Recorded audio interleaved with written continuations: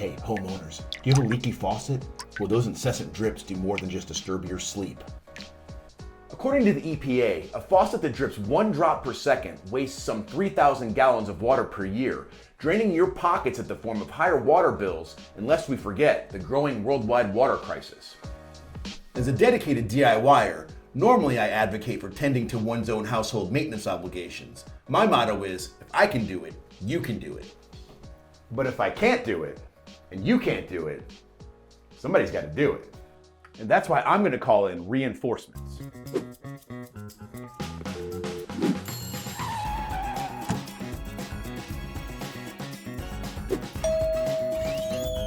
This is my HomeServe homie David. He's a bona fide HomeServe network plumber, and he's here to show us all how to diagnose and deal with a leaky faucet. So with this type of faucet we have here, what are the most common causes of a leak or a drip? So the faucet you have here is a Moen faucet. It's a very common faucet. It has a little cartridge that's inside of it. That's where all the moving parts are. And what happens over time is you get a little bit of scale or rust, sediment from the hard water that builds up inside the faucet cartridge itself. Well, that's what causes the cartridge to not move as freely. You may have to, again, grab it with your full palm and pull it back and forth.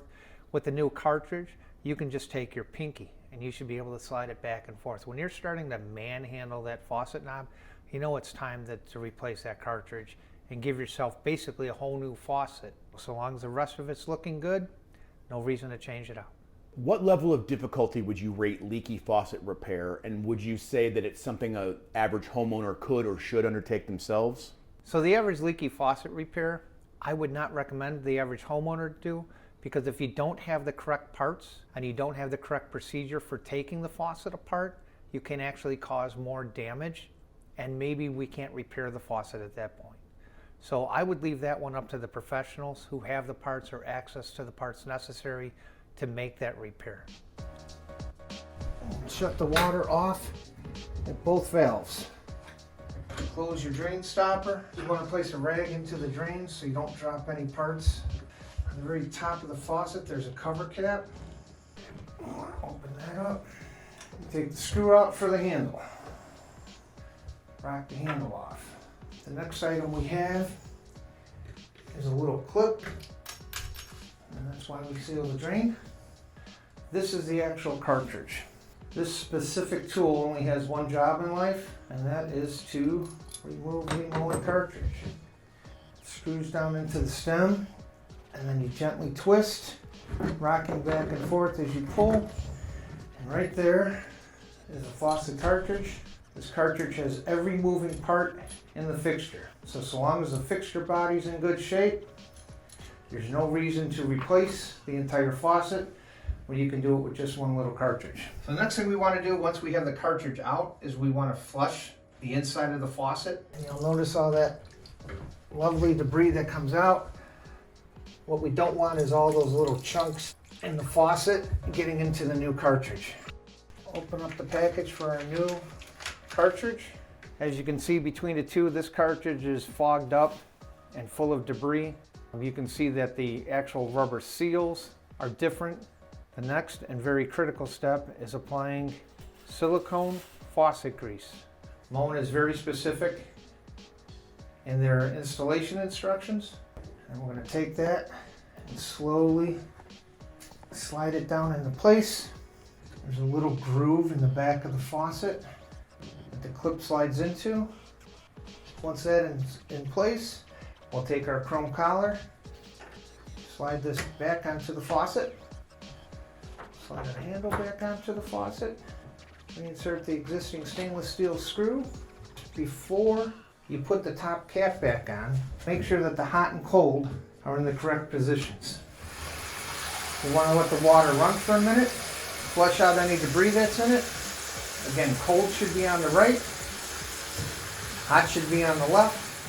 If the hot and cold are reversed, if you turn this to the right and open the faucet and hot water comes out, there's a very simple fix with this faucet.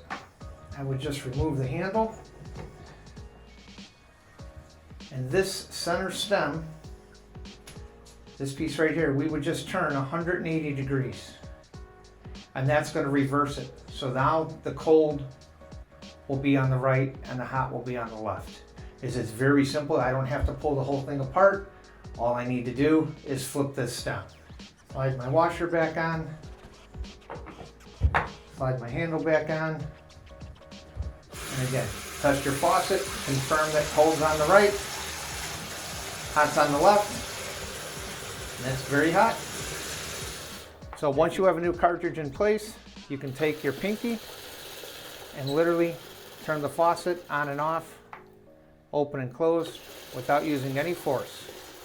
Last step, we pop our cap in and we're done. We're repairing the faucet, we'll clean up this mess and we'll be done with this project. So how long will the average faucet go between repairs like this, and is there anything that the homeowner can do to prevent the need for repairs? That's a really good question, and it depends on several different scenarios. One is going to be the water quality. The better the water quality coming into the building, the better the water is going through the faucet, the less likely it's going to start wearing away at the rubber seals and the O-rings and everything else inside the faucet. The number of occupants in the building is also going to play a factor on that. 2 people in a home are not using as much of the plumbing fixtures as 4 or 5 people in a home. So when you have children and teenagers, they're using more and more water. They're operating that fixture more and more. That's going to cause it to need to be replaced. Higher quality fixtures are going to last longer. Cheaper budget end fixtures typically are going to wear out faster. All right, so is there anything else that you think homeowners should know about this? If possible, try to keep the brochures or installation manuals for your products. That way, if you are going to attempt it yourself, you know the make and the model of the faucet. If you're unsure, make sure that you hire a professional. It does help to take a picture of your faucet, maybe send a text picture, help him identify the parts so when he shows up on the job, he'll have the right parts for that particular model faucet or brand of faucet, because there are thousands of faucets out there and different manufacturers, different styles. They may or may not have the repair parts you need on their truck. Mm-hmm. There you go. So now that you've seen all that, homeowners, what do you think? A DIY dilemma or a problem for the pros? Let us know in the comments.